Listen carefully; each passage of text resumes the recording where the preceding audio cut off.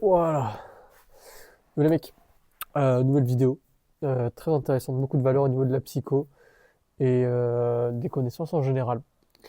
Alors je vais te montrer de mon humble point de vue quel est le meilleur livre pour le trading. Donc pour ce faire, alors premièrement, je sais que je vais potentiellement me faire insulter par des puristes, mais ce n'est pas celui-là. Ce n'est pas ce livre-là, tu vois. Ce livre, je l'ai toujours pas fini, hein, et j'ai du mal à le finir, même je vais être honnête, et je viens de perdre ma page. Ce livre, je le trouve un peu haché pour l'instant. J'ai du mal à le finir du moins. Je te parle d'un autre livre. Mais avant de te présenter le livre, on va retourner à la base un petit peu de qu'est-ce que c'est que le trading dans le fond. Je te laisse 3 minutes, tu fermes les yeux, tu mets pause à la vidéo, t'en profites pour t'abonner à mon Insta et à mon YouTube et à mettre un petit like. Et je te laisse y répondre, voilà, j'attends ta réponse. Voilà, donc je pense que ce que tu m'as dit là, c'était ouais, c'est parier sur la hausse ou la baisse d'un actif. Nani, nana. Alors, t'as raison, c'est vrai, mais c'est pas vraiment le fond. Ça, c'est plutôt la forme. Le fond, quand tu dis ça, c'est quoi? C'est tout simplement une prise de décision sous contrainte. On peut rajouter ça, même si ça reste uniquement une prise de décision. Et donc moi j'avais compris ça, le livre que je vais te présenter, ça fait plus d'1 an que je l'ai lu. Et franchement il est banger et personne n'en parle dans la sphère trading. Du moins je n'ai vu personne en parler. Alors pourquoi je t'ai proposé de t'abonner à mon Instagram? Parce que sur mon Instagram tu vas retrouver des fiches qui reprend le livre On Parie. Donc c'est le livre dont je vais te parler aujourd'hui. Qui reprend tous les points clés et les actions à mettre en place dans le trading directement. Donc, que tu sois dans le trading ou non, déjà même dans d'autres business, je pense que tu auras de la value à en tirer. Et donc, qu'est-ce que j'ai fait il y a 1 an? Je me suis dit, putain, en fait, le trading, c'est de la prise de décision. Donc, je vais tout faire pour améliorer ma prise de décision. Donc, je me suis renseigné à droite à gauche sur pas mal de livres.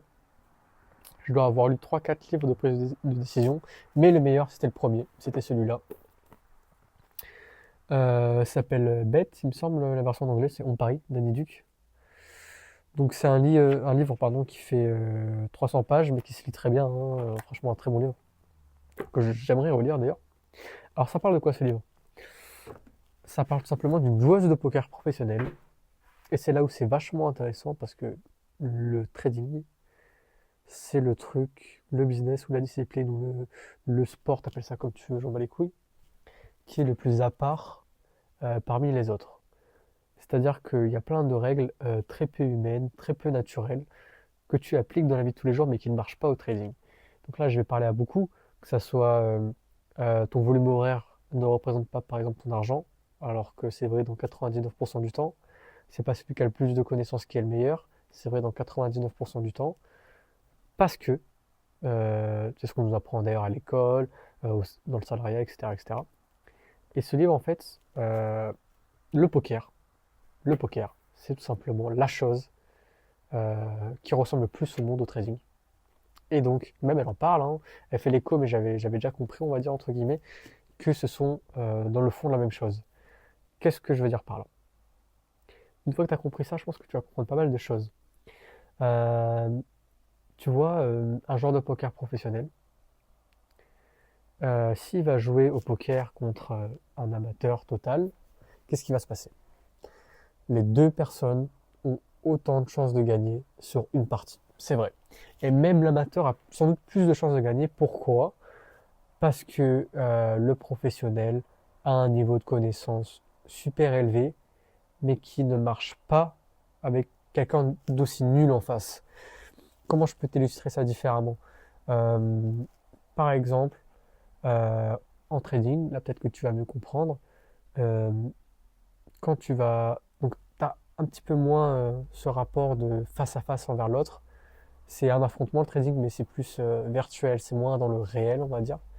T'es pas contre quelqu'un précisément, mais t'es contre une armée de gens. Donc imagine, tu fais un 1v1 contre un random total qui n'a aucune expérience en trading. Il y a légèrement plus de chances qu'il gagne. Pourquoi? Parce que lui, il n'aura pas le facteur psychologique ou stress de se dire, ou même là, il n'a aucune connaissance. Toi, par exemple, tu seras rentré en position, tu vas dire, oh putain, merde, il y a une prise de liquidité ici, donc ça veut dire que, en fait, ça va repartir de l'autre sens, mais si ça repart de l'autre sens, en fait, en H4, on est bullish, donc. Et en fait, tu vas te perdre dans les abysses. Alors qu'un débutant, il ne connaît rien. Pour lui, ça monte ou ça descend. Donc peut-être que tu auras raison dans ton analyse, et tant mieux. Ou peut-être que pas du tout, en fait. Et tu t'inventes des setups parce que tu fais juste un 1v1 qui n'a pas vraiment de sens en trading. Et en fait, tu vas juste te perdre dans le trade, en fait. Et donc ça, elle a bien abordé dans ce livre, et je trouve ça vraiment cool. Du fait que à court terme, sur un trade ou une partie de poker, tu as la même chance, tu as plus de chances que moi de gagner, genre. Et j'ai plus de chances de gagner contre le meilleur joueur de poker au monde, tu vois, parce que je suis tellement nul que tout ce qu'il sait, tout ce qu'il apprend, ça s'adapte pas à moi tellement je suis nul. Et ça, c'est bizarre, tu vois, c'est bizarre. Parce que si demain je vais courir contre Usain Bolt, sa mère, je me fais démolir. Donc, premièrement, il y a ça qui est abordé, ça c'est vachement intéressant. Et du coup, en fait, ça veut dire quoi? Ça veut dire qu'il y a un important facteur chance. Et que être un bon trader, un bon joueur de poker, c'est simplement savoir mettre les probabilités de son côté. Donc je fais l'écho au journal de trading par exemple. C'est ça, c'est à force de backtest et d'avoir ton journal, tu mets les probabilités de ton côté. Parce que tu sais que dans cette session, tu es fort. Parce que tu sais que le HTF c'est pertinent ou non. Parce que tu sais que cette pattern c'est important. Parce qu'on retrace dans tel niveau du FIBO, etc. etc. Qu'est-ce qui fait que le facteur chance est important ou non? Ça va être tout simplement le temps. C'est-à-dire que là, je reprends le même exemple, tu es contre un débutant extrême et toi, tu es extrêmement qualifié. Ça ne veut pas dire qu'il y a beaucoup de connaissances, ça veut dire que tu n'as pas que la théorie, tu as aussi la pratique, tu as un plan fixe, tu as un RR fixe, tu as un money management qui est bon, tu as toutes les armes en fait pour être un bon trader. Et ce qui va changer, ça va être le temps en fait. Le temps va être ton ami contre un débutant. Et ça rime. Donc ce qui veut dire qu'en fait, le facteur chance, plus le temps passe, plus il se lisse, plus il devient inexistant. Parce qu'il peut gagner sur 2 trades, 3 trades. Après 5, ça commence à être compliqué, tu vois. 10, ça commence à être quasiment impossible. Il ne peut pas gagner à la loterie 5 fois d'affilée. Alors que toi, tu sais que par exemple, avec ta stratégie actuelle, tu as 60% win rate. Donc tu sais que 6 trades sur 10, tu les gagnes en moyenne. Et donc c'est ça aussi qu'elle aborde. Et c'est vachement intéressant quand tu débloques ça, tu te dis putain, c'est fou quoi. C'est fou à quel point c'est vrai. Et en fait aussi, voilà. Donc tu as aussi les gestions d'erreurs. Donc par exemple, imagine, tu as une stratégie à 70% win rate, ce qui est énorme. Et en fait, imagine, voilà, tu commences ton mois de septembre et tu prends un stop loss. Waouh! Aïe! Tu prends un deuxième stop loss. Aïe! Et en fait, ça, c'est un réflexe qu'ont un peu les gens. C'est de se dire, ah ouais, mais ça marche pas. Je te refais un autre exemple. Euh, Tu vois, tu joues j'en sais rien moi, à une roulette, et on te dit sur 10 cases, il y a 8 cases qui sont noires. Donc tu as 80% de chance, tu vois. Sauf que tu vois pas les cases parce que bon, c'est un peu scénarisé, etc., etc. Donc tu dis ok super, 80% de chance que, imaginons que je gagne 1000 euros, donc je vais tirer une fois, ça tombe sur le rouge, mince. Je retire, mince, ça tombe sur le rouge. Tu vas dire c'est truqué, c'est pas possible. Sauf qu'en réalité, tu n'arrives juste pas à accepter qu'il y a 80% de chance et qu'on est tombé 2 fois d'affilée sur les 20%. C'est tout. Donc, tu peux commencer à avoir 70% de win rate sur ta strat. Ça ne veut pas dire que tu vas faire, que c'est pas impossible que tu fasses 3 SL d'affilée, tu vois, et que tu fasses 7 TP après. Il faut savoir, voilà, prendre du recul sur ces loses, et ce livre te l'apprend très bien. Donc, je t'invite à aller voir euh, ma documentation que j'ai fait dans ma bio sur Insta. Et même si tu es déterminé à lire le livre, franchement, je le recommande du feu de Dieu. Il est vraiment excellent. Donc, en plus de ça, tu as aussi pas mal de biais cognitifs intéressants. Donc, je peux t'en citer quelques-uns que je tiens directement de ma fiche de, euh, de lecture en fait. Parce que oui, je fais des fiches de lecture, ça paraît assez fou. Alors, donc ça c'est ma fiche de lecture, hein. Bon, tu verras sur ton PC, ça rendra bien mieux, mais là c'est un peu compact. Donc tu as plein de biais qui sont décrits dans le livre et je vais t'en lire quelques-uns qui sont vraiment intéressants. Alors avant ça, je vais t'expliquer un autre mécanisme. Et ça, je pense que c'est l'un des trucs les plus importants de cette vidéo. C'est ce qu'on appelle faire du resulting. quand j'ai compris ça, ça m'a vraiment fait un shift mental, tu vois. Je suis pas un grand lecteur, mais tu vois, ce livre, il a vraiment fait un truc chez moi, et c'est pour ça que je t'en parle aujourd'hui. Ça va être le resulting. Le resulting, c'est quoi? Je vais te donner un autre exemple. Tu vas voir quelqu'un dans la rue, au hasard, n'importe qui, quelqu'un de lambda au possible, et tu lui demandes quelle a été sa pire expérience, son pire souvenir, etc., etc.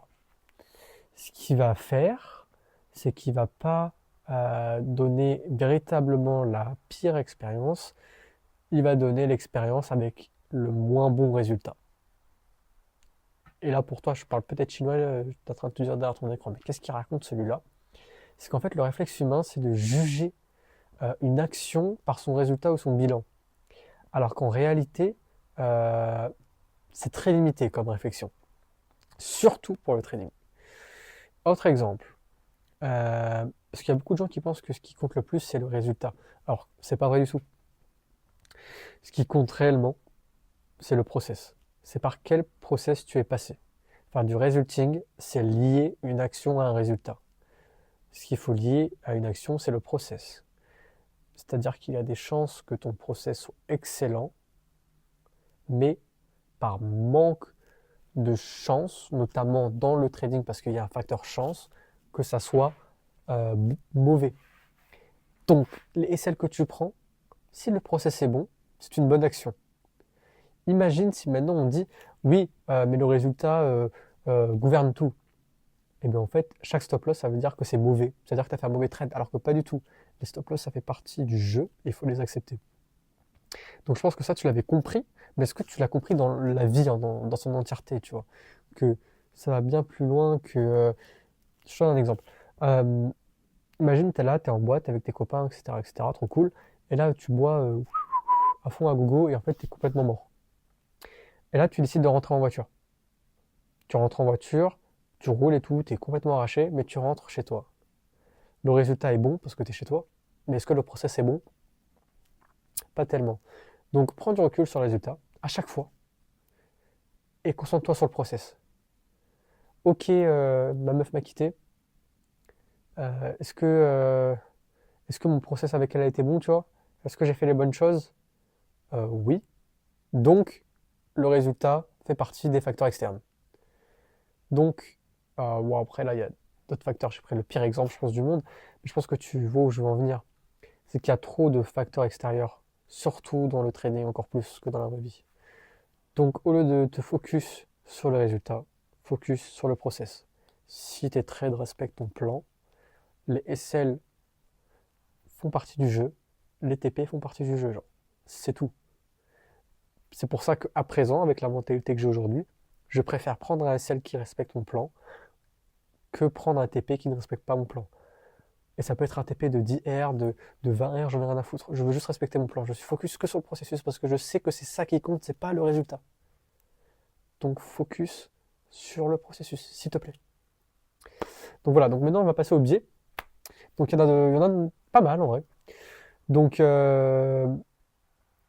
voilà. Donc le premier qui est abordé dans le livre, donc voilà, c'est mes notes du livre, c'est le biais d'autocomplaisance. Alors qu'est-ce que ça veut dire? Par exemple, c'est une personne, je pense que tu t'en connais une comme ça dans son entourage, à chaque fois qu'elle va faire une petite win ou juste faire quelque chose dans la vie, elle va dire waouh, j'ai réussi parce que je suis le meilleur, parce que je suis vraiment trop fort, etc., etc. Mais quand elle perd, elle dit oh non, mais c'est parce qu'il faisait pas beau, parce que. En fait, quand elle gagne, c'est son talent, mais quand elle perd, c'est des facteurs extérieurs. Alors que ça peut être l'inverse. Elle peut gagner par chance et elle peut perdre par des facteurs extérieurs. Enfin, tu vois où je veux en venir. Ça revient un petit peu à des resulting. C'est quand c'est positif, c'est moi le meilleur. Quand c'est négatif, c'est pas ma faute. Donc, si tu te sens concerné par ça, c'est déjà bien que tu saches que tu es concerné par ça. Je te conseille de faire un petit step back. Donc, on va passer à notre biais. Biais de compréhension. Ça, c'est classique. Alors, ça, c'est aussi fou pour le trading. C'est tu fais quelque chose de façon impulsive parce que tu es dans. On va prendre l'exemple du trading. En fait, Imagine, t'es là, t'es devant ton écran, et tu vois, ça fait 3 semaines que t'as pas pris de trade. T'es là, tu crois qu'il y a une opportunité, mais c'est pas vraiment une opportunité, tu vois. C'est pas, ça respecte pas ton plan. Mais tu le prends parce qu'en fait, t'en as marre, tu veux prendre un setup à tout prix. Et forcément, quand tu te précipites et tu fais de la merde, tu prends une loose. Et en fait, tu vas essayer de justifier ça par la suite en disant oui, mais c'est parce que en fait, ça respectait mon plan. En fait, tu inventes des raisons sur le moment. C'est au lieu d'assumer que tu as fait de la merde, c'est de trouver des justifications pour paraître sensé aux autres. Alors ce que tu as fait n'a aucun sens. Tu prends un trade de merde et tu dis aux autres, ouais, mais regarde, vas-y, la bougie daily, là, elle, a un peu, elle range, donc tu vois. Alors que ça n'a aucun sens pour ta stratégie et pour toi. Ensuite, on a le biais rétrospectif. Je ne vais pas tous vous les faire, ne vous inquiétez pas. Euh, Imagine là, tu prends ton trade, bam, bam, bam, bam, bam, et vas-y, tu remarques qu'il y a une petite prise de liquidité avant, donc il y a moyen que ça se retourne. Euh, mais tu prends ton trade parce que tu sais que c'est ton plan en fait, et que cette prise de liquidité là, tu l'as déjà vue dans d'autres setups, et tu n'as jamais relevé que c'était négatif pour toi. Donc tu prends ton trade, bam, bam, et tu te fais SL. Et là, il y a deux choses. Tu acceptes la loose et tu passes à autre chose, ou alors tu es dans le biais rétrospectif et tu te dis putain, mais là, pendant que j'étais en position, j'aurais dû couper ma position parce que j'avais des signes que ça allait se retourner. Non. Oui, mais non. Non, surtout non. Aujourd'hui, là, après avoir pris l'échec, c'est facile de revenir sur ce qui s'est passé parce que euh, tu l'as vu. Mais quand tu es sur le moment, c'est loin d'être aussi simple.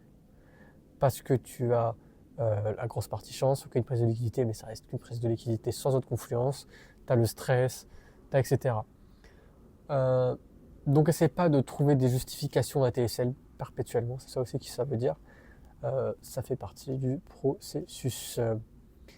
Voilà, après, ça aborde aussi d'autres questions de développement personnel, donc sur les leçons limitantes qu'a ton entourage. Donc, c'est aussi important d'avoir cette culture-là.